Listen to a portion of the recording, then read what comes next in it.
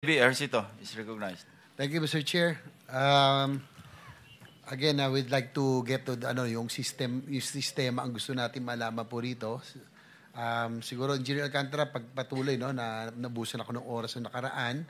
Noong nakarang hearing, nabanggit mo na sa affidavit mo na sa dami ng projects sa district mo at sa laki ng pondo na naibaba doon, hindi na kaya. Yung absorptive capacity nyo, nasagad na.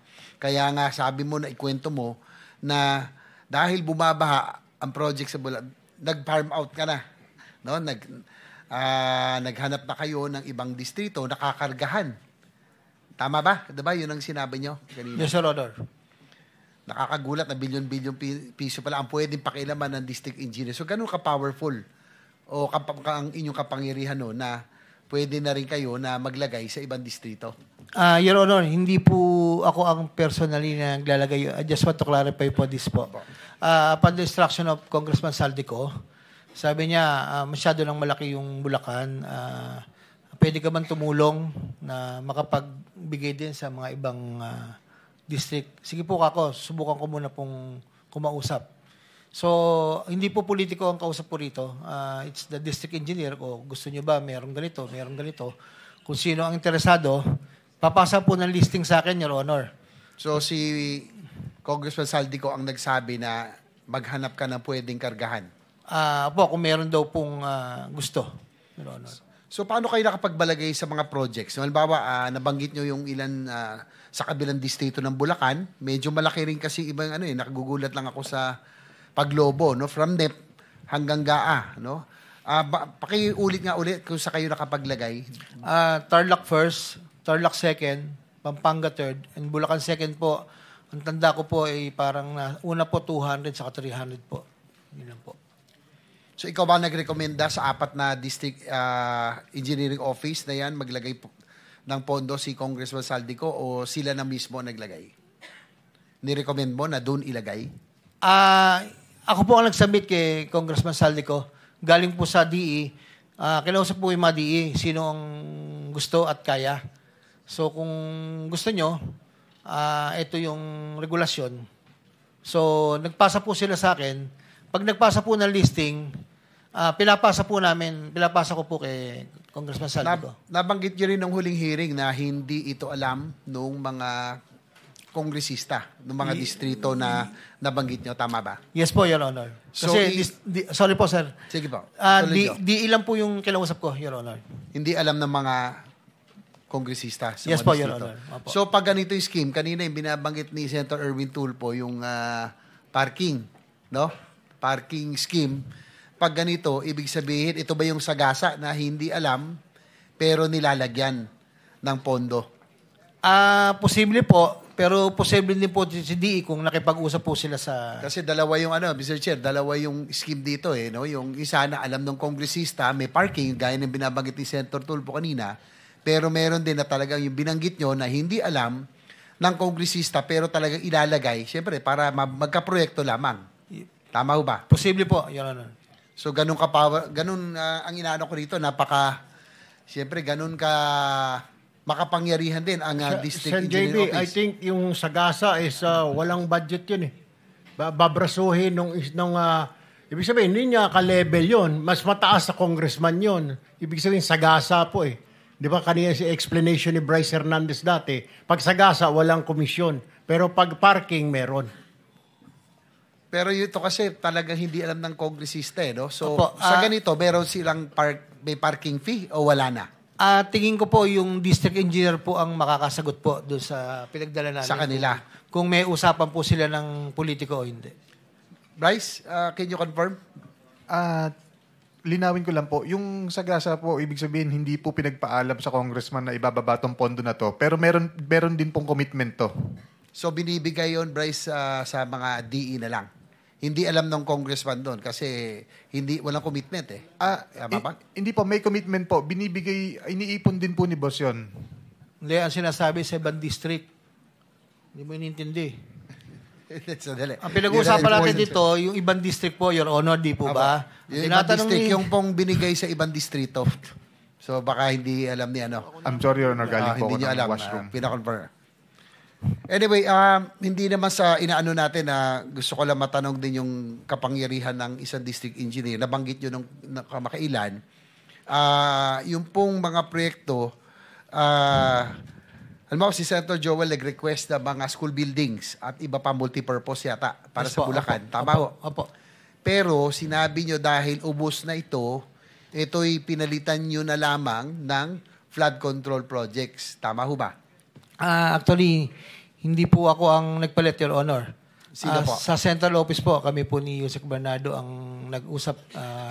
Para palitan. Pumunta po kami kay Secretary tungkol sa allocation po, Your Honor. So, ganun din ibig sabihin, kayo po at si Yusek Bernardo, kaya nyo napalitan into flood control. Yung pong mga request na school buildings. Actually, Your Honor, yung multipurpose building, ako po nagre-report lang po dahil sila po yung Undersecretary for Luzon kung any concerns po sa politiko na nasa kupang ko. Sa kanila ko po sinasabi, Your Honor. O kasi, hindi naman sa inaano natin, no? Pero naalala ko lang kasi si Senator Joel, consistent yan doon sa flooding at ayaw niya ng flood control, supposedly. Yes, Your Kaya Honor. nagulat ako, ba't siya nagkaroon ng flood control? At kayo po ang nagsabi na kayo po, kala ko kayo lang ang office, pero alam din po ni Yusek Bernardo na pinalitan Apo. into yung pong request for school buildings and multipurpose. Yun po ay napag-usapan po sa namin ni Yusek Robert saka ni Secretary Bonoan at that time. Kasi nga hindi na po kayang i-accommodate po yung 1.5 na request po, Your Honor. At nabanggit nyo rin na meron nang hingi ba si Senator Joel? Hindi sa inaano ko, no? Hindi Pero nire-reiterate lang natin yung inyo pong sinabi. Hindi po, Your Honor. Gaya po na sinabi ko, ako po yung gumawa ng paraan at alam ko po kasi galit na galit po si Senator sa flood control po. Yun nga kasi, kaya natin ito, Mr. Chair, para malaman natin paano nila napapalitan. No? Kung sino, si DE ba? Hindi po. Kasama si Yusek Sa Bernardo. central office na po, nagsasabit po ng listing, Your Honor. So kanina po nasabi po ni Yusek Bernardo, pinakilala po pala kayo kay Saldico mismo. Tama Yes po, ba? Your Honor. At ang tinanong ay kung mapapagkatiwalaan daw ho kayo. So ilang beses ho kayo nagkakilala? Nagkaroon ng pagkakataon na magkasama? Ni Congressman Saldico Apo. po. Yes, sir. Yes. Congressman Saldico po, siguro po, pinakamarami na po yung 2 to 3 times a year kami 2 to 3 magkita. times a year. Pinakamarami na po yun. Napakadalang po kami magkita. Basta yun lang pong, minsan po, nagre-request ako na, ano na po ang sitwasyon. Pag malapit na po yung submission ng mga listahan, yun lang po, mga 30 to 40 minutes po kami nag-uusap. Pero, so bago magkaroon ng deadline para sa submission for the preparation ng NEP ba to o sa GAA na? meron pong NEP, meron pong para sa GAA. Kaya may 2 to 3 times. Bago Yeah. mag-NEP, magmi-meet kayo kung ano ang pwedeng maipasok at bago meron din sa GAA. Bago lumabas sa GAA. Actually po, yung meeting po, nagtatanong lang po ako kung meron po bang ibababa o wala. Kasi po para makapaghanda po ako ng listahan kami po, makapaghanda po. Yun lang po ang nagiging usapan namin po doon. Nabanggit na rin lang kanina ni Yusek Bernardo na meron pong commitment fees para po kay Congressman Saldico. Ano po ang usapan nyo pagdating sa kitaan para sa projects na inilalagay nyo sa ibang districts? Meron pa, paano naman yon? Kasi nabanggit nyo na 25 pag sa distrito. Pero paano yung galing sa ibang distrito at paano po ang Ganun din po, Your Ate Honor. Anon? Your Honor, ganun din po. 25 din po yung kinukuha po. Yan po yung mapapatunayan ni Engineer Carlo dahil siya po yung inutusan kong coordinate po doon sa mga district engineer, Your Honor. So sa DE, ganun din? Meron din yung DE doon? Hindi ko na po alam kung Hindi na. paano po ang proseso nila, Your Honor. Well, itong anomalya ng flood control projects ay maituturing na isang malaking organized crime syndicate. Kaya nga, sana makabalik tayo muli doon, Mr. Chair, doon sa mga talagang perpetrator, sa mga nagsimula nitong nag-draw up nitong scheme na ito. No? Nakakalungkot, parang napupunta tayo dito sa mga kasama natin. Sinabi mo sa affidavit mo, ang connection mo kay dating Yusek Bernardo ng DPWH na kayo ay magkakilala noong 1997 pa. malaking papel ang ginampanan mo sa pag-angat ng inyong career sa DPWH at mukhang malaki rin ang papel niya sa iyong pag-unlad, no? Sa madaling salita, malalim ang sabi na nga, malalim ang bulsa at pinagsamahan ninyo, no? Kanina umami naman si Yusek Bernardo at humingi ng tawad. Sa tingin nyo ba, bakit lubos ang kayong pinagkatiwalaan ni Yusek Bernardo? Ano ang binigay at pinakita mo sa kanya para ikaw ay mapili niyang tulungan makaangat sa buhay? Actually po, Your Honor, 1997 pa po, magkasama na po kami. Hanggang tumaas po siya ng posisyon. Kami po talaga yung mga sinasabi po sa distrito na bata-bata po nila, ganun. So, yun po yun. At siguro po, yung pagtitiwala po, hindi naman po talaga ako sumisira pagdating po sa pera, Your Honor. Siguro bago lang magtuloy kasi tapos na yung oras ko, no? Si Engineer Bryce, papakonfirm ko lang yung pagpalit ng proyekto na nabanggit kanina ng boss mo, no? Yung school building, ginawang flood control. Do you confirm na si boss mo lang yon o kasama ang central office si Yusek Bernardo? Si boss po nagutos na gawing flood control po yan. Tsaka may gusto lang din po ako linawin. Yun po kasing sa obligasyon na 25%. 25% po ang kinukuha. Pero kinukuha po ni boss yun, 25% sa ABC, hindi po dun sa proponent. So kung kukumpitin nyo po yun, meron po 2% na napupunta kay boss dun. Mr. Chair, Senator JB. Yes, sige. Pwede mo clarify lang kung, Go ahead, please go ahead. kung sino yung boss na sasabi niya, Bernardo ba or Alcantara?